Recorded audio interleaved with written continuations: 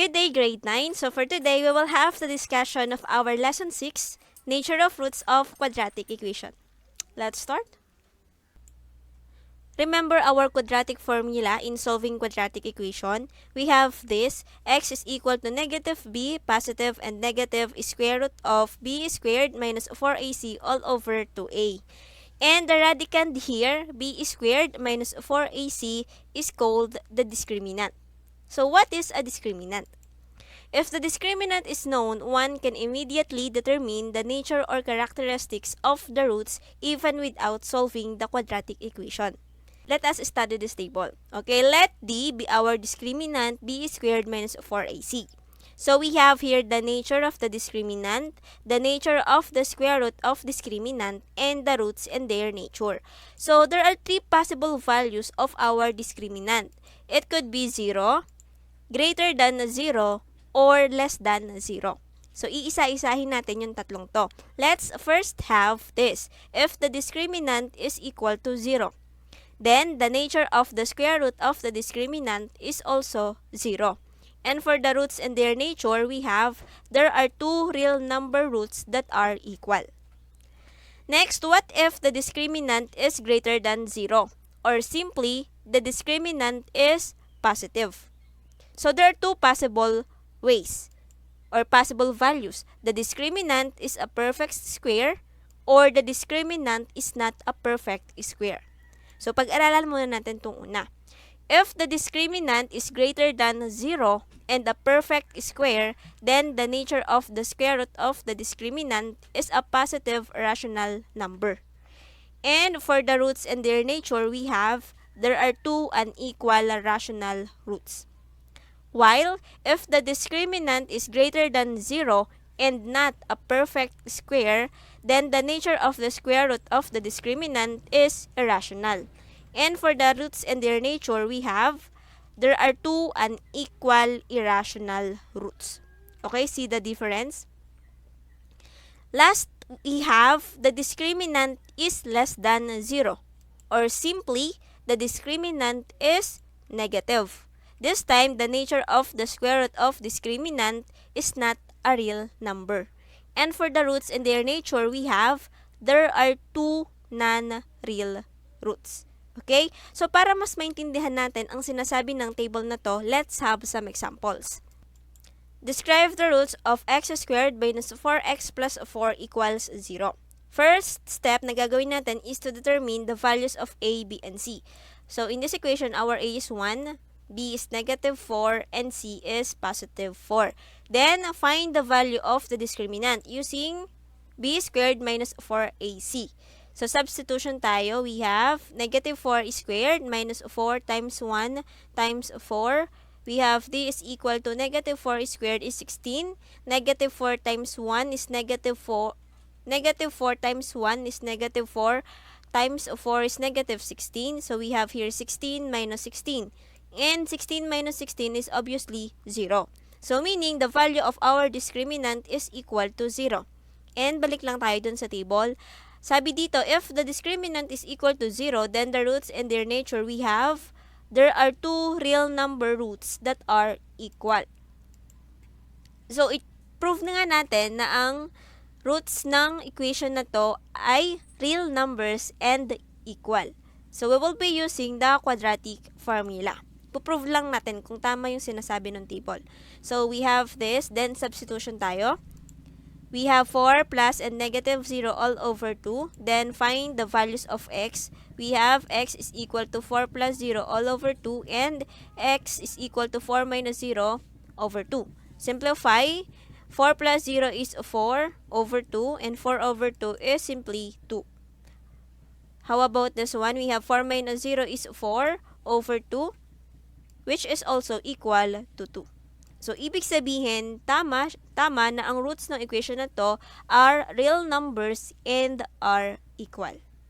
Okay? So, again, the nature of roots of the equation x squared minus 4x plus 4 equals 0 are real numbers and are equal. Next, describe the roots of x squared plus 7x plus 10 equals 0. This time, our a is 1, b is 7, and c is 10. Again, what is the value of the discriminant?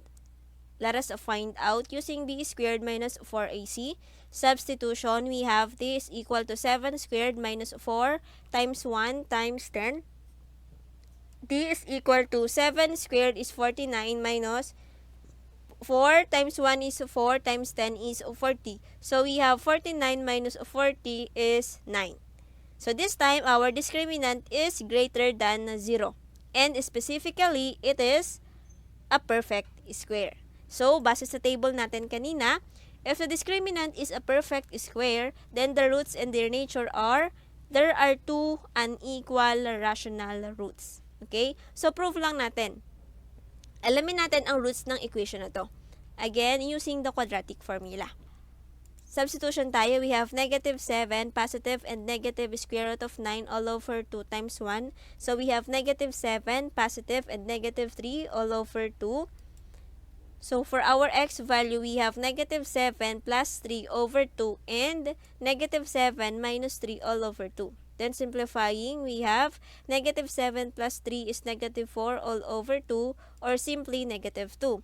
This one, we have x is equal to negative 7 minus 3 is negative 10 all over 2, which is negative 5. So, our roots are negative 2 and negative 5, which are rational numbers but are not equal. Okay?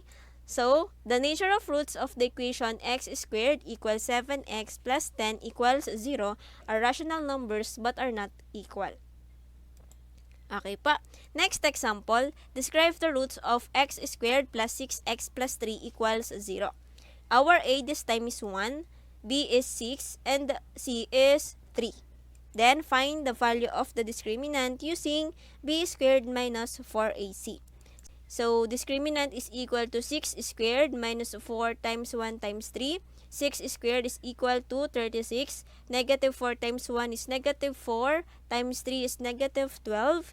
And 36 minus 12, we have 24. Okay, so our discriminant is still greater than 0. But this time, it is not a perfect square. So, base sa table, if the discriminant is not a perfect square, then there are two unequal irrational roots. Check natin kung tama. Let us find the roots of this equation using the quadratic formula. So, substitution tayo, we have negative 6, positive, and negative square root of 24 all over 2 times 1. So, we have negative 6, positive, and negative. So, square root of 24 can also be written as 4 times 6. And 4 is a perfect square. Square root ni 4 is 2. So, that is why we have 2 here and square root of 6. So, we have negative 6, positive, and negative 2, square root of 6 all over 2. Then, for the values of x, we have negative 6 plus 2 square root of 6 all over 2, and negative 6 minus 2 square root of 6 all over 2. Then, simplify lang natin. We have negative 3 plus square root of 6 and negative 3 minus square root of 6. There you have it, the roots of the equation. They are irrational numbers and are not equal. Okay? So again, the nature of roots of the equation x squared plus 6x plus 3 equals 0 are irrational numbers and are not equal. Okay pa. Last example, we have this. Describe the roots of x squared plus 2x plus 5 equals 0. This time, our a is 1, b is 2, and c is 5. Again, let us find the value of the discriminant. b squared minus 4ac. Substitution, we have 2 squared minus 4 times 1 times 5. 2 squared is 4. Negative 4 times 1 is negative 4 times 5 is negative 20. We have 4 minus 20, or simply we have negative 16. And this time, our discriminant is less than 0. And base sa table, if the discriminant is less than 0, then the roots are non-real roots. Okay, so let us check again. Let us find the roots of this equation using quadratic formula. Substitution tayo, we have negative 2, positive, and negative square root of 16 all over 2 times 1. So we have x is equal to negative 2 positive and negative square root of negative 16 all over 2. So for our x values, we have negative 2 plus square root of negative 16 all over 2 and negative 2 minus square root of negative 16 all over 2. So it is obvious that the radicand here is negative. So meaning, the equation has no real roots, which is correct. Okay po. Again, the equation x squared plus 2x plus 5 equals 0 has no real roots since the discriminant is less than 0.